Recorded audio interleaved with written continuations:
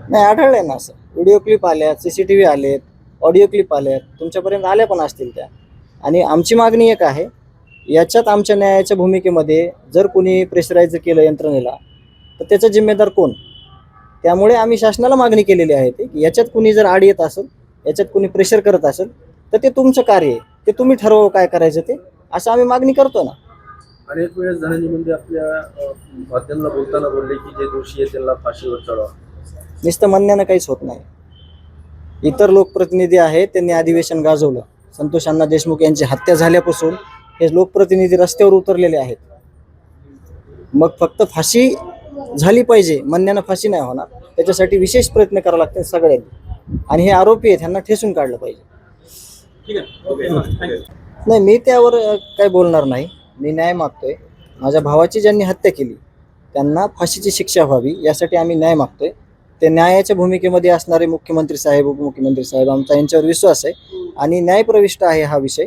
आम्ही जो आम्ही न्याय मागतोय त्या न्यायावर त्यांनी विश्वास दिलेला आहे. या पलीकडे मी याच्यावर काय बोलणार. एका संवेदनशील प्रकाराच्या आरोप राजकारण केलं जात आहे आणि या राजकारणातून धनंजय मुंडे यांना टार्गेट केलं जात आहे असं देखील महंत नामदेव शास्त्री यांनी म्हटलंय. घटना ही संवेदनशील आहे, परंतु या घटनेच्या आडून जे राजकारण होते त्यावर भाष्य केलं त्यांनी. त्याबद्दल मग जिल्ह्यातले सगळे लोकप्रतिनिधी याच्यात उतरले नसते ना. याच्यात जर राजकारण होत असतं तर ते सगळे लोकप्रतिनिधी विविध जातीचे आहेत, विविध पक्षाचे आहेत, विविध संघटनेचे आहेत.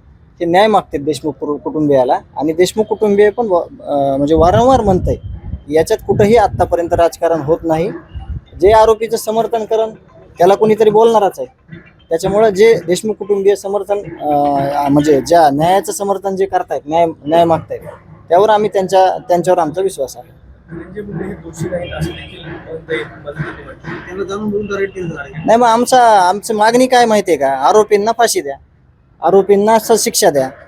आम्ही जे आरोपी नाहीत त्यांना असं कुठं ऐकलंय का तुम्ही, बघितलं का असं कुठं? असं आम्ही म्हणतच नाहीत. आम्ही जे आरोपी आहेत ना त्यांना शिक्षा द्या म्हणतो.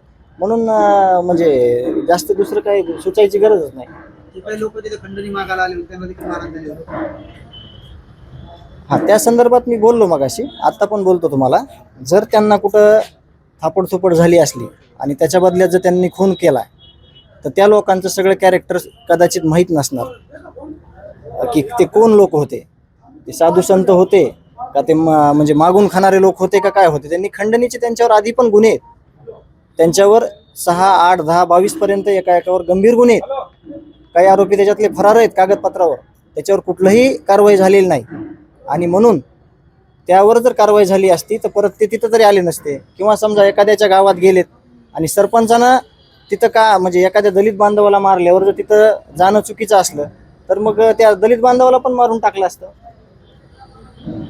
अंजली दमने यांनी देखील या गोष्टी घेतलेली आहे. त्यांनी म्हटलं की महंतांना त्याची गोष्ट माहीत नाही आणि महंतांनी हे बोललं नाही, तसं असू शकतंय. कुठलेच कागदपत्र त्यांनी बघितले, ज्यांनी जे बघल. आता आम्ही पण ते कागदपत्रच दाखवतोय, आम्ही तोंडी काहीच बोलत नाही. जे कागदपत्र आहेत, जे गुन्हे आहेत ते आम्ही दाखवतोय आणि त्यावरच ही कारवाई आहे.